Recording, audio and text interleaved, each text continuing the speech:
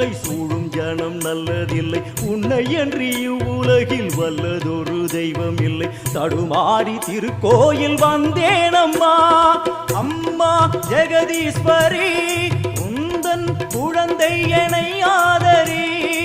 அம்மா ஜெகதீஸ்வரி, உந்தன் குழந்தை என்னை ஆதரி. நீ வந்து தாயாக என்னை தாங்கணும், உன் மடி மீது தலை வைத்து நான் ஏங்கணும்.